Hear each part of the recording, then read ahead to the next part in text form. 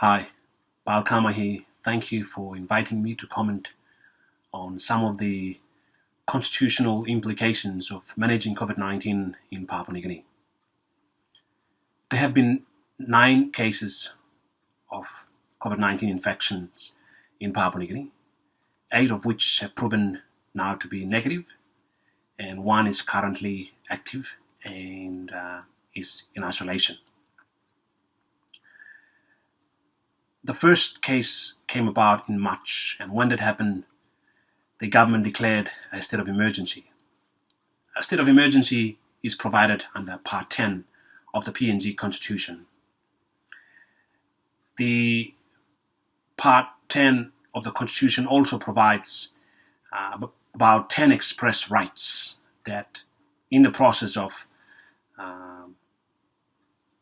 imposing the emergency, the agencies involved are asked to respect or given a higher level of protection.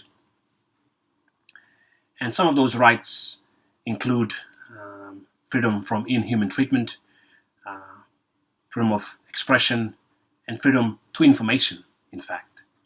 So during the imposition of the state of emergency, there have been questions asked by the public as to the extent to which those rights have been respected. The state of emergency imposition used police force and the defense force, and the priority was to secure the borders in Papua New Guinea and with Indonesia. As the cases in Indonesia is exponential, the risk was along the borders, but also defense force and police force were used in Papua New Guinea itself domestically. And so some of the actions taken by members of the forces have raised questions about the extent or the reasonability to which compare those actions against the protections provided under the Constitution. The use of police force have also created some sense of anxiety, use of defense force, but so far there hasn't been any major incidents. There haven't been any major incidents except a police officer, a police captain, was killed by members of the defense force on off duty. The officer, the police commander, was imposing curfew, alcohol curfew, as a result of COVID-19 restriction, and confronted members of the defense force who were off duty and alleged to be in the side of consuming alcohol, and a conflict ensued, and unfortunately the police commander was killed.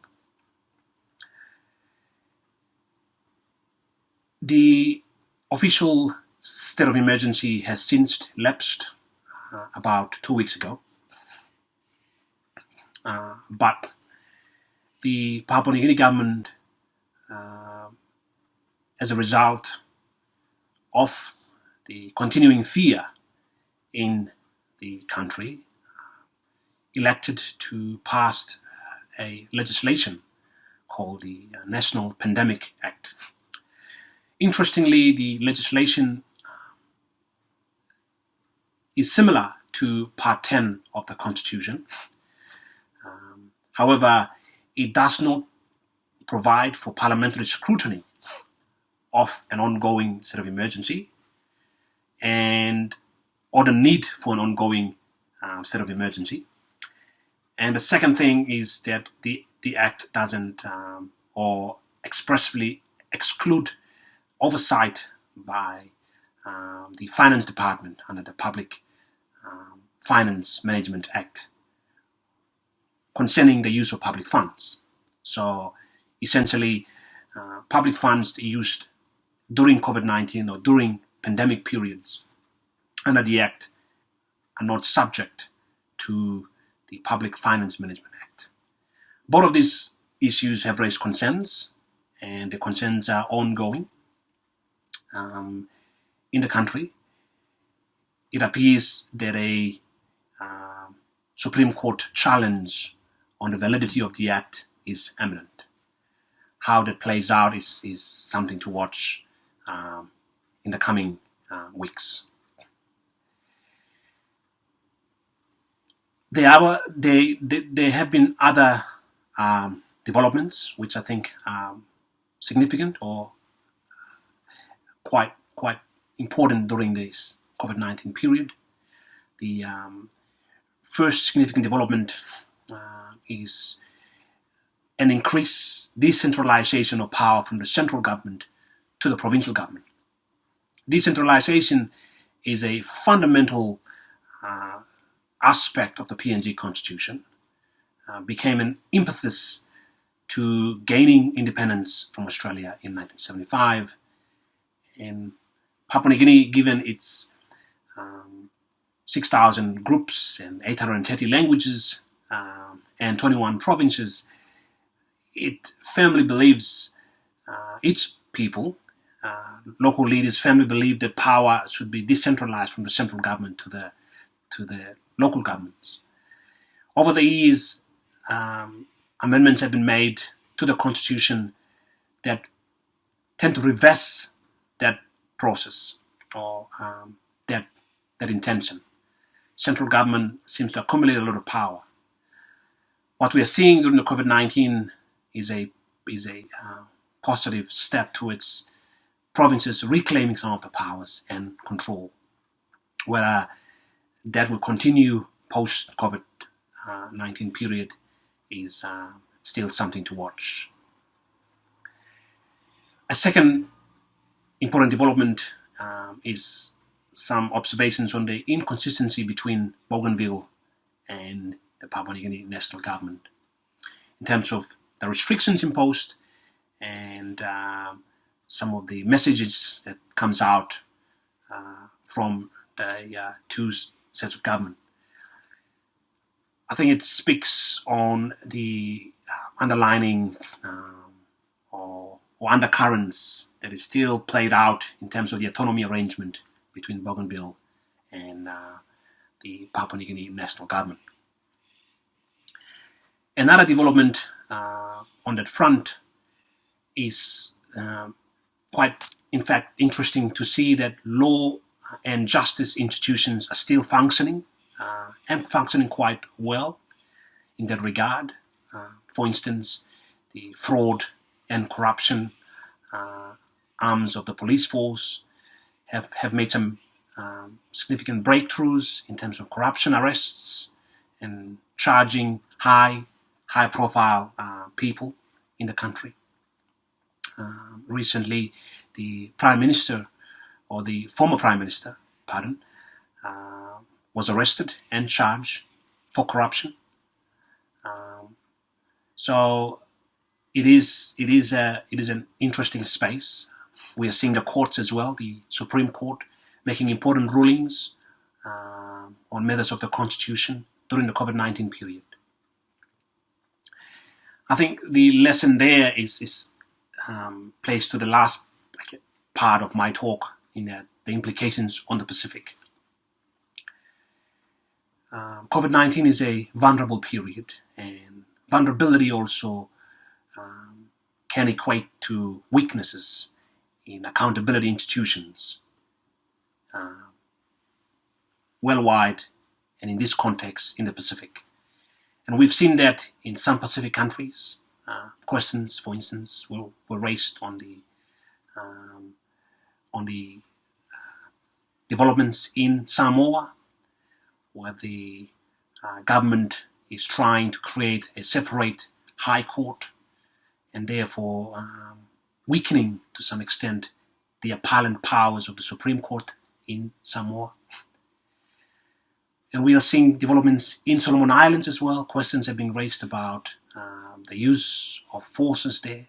security forces and the reasonability of their actions.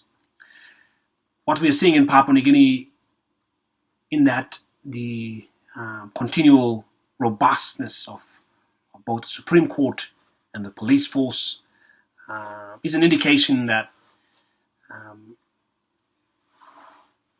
the importance of this institution is still vital, even during the phase or in a phase of national emergency.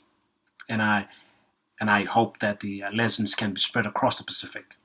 I think another important lesson that has a Pacific-wide implication are the penalties, or the case concerning penalties imposed in Fiji on some people who have breached COVID-19 rules. And the High Court of Fiji basically overturned those penalties on the basis that they were harsh, inhumane, and unreasonable, and therefore unconstitutional. It'll be interesting to see how the Fiji High Court decision will play out in other Pacific countries as a precedent, whether breaches and penalties imposed during the COVID-19 period, how that will hold up in court. That would be an interesting development. Apart from these developments, I think the Papua New Guinea government has so far been transparent in terms of communicating, in terms of engaging with the public on the issue. But that obviously doesn't exclude it from some of the recent allegations about the nature of the COVID-19 or the Pandemic Act that has been passed, and other actions been taken by the government. Questions are being raised about the constitutionality of those actions. It is a challenging time, and every government across the world is being challenged. These are untested waters, but I think overall the Papua New Guinea government and its people and the security forces and everyone involved are doing an incredibly wonderful part in terms of responding so far in ensuring that the cases have been kept low, and we hope that will continue into the future. Thank you.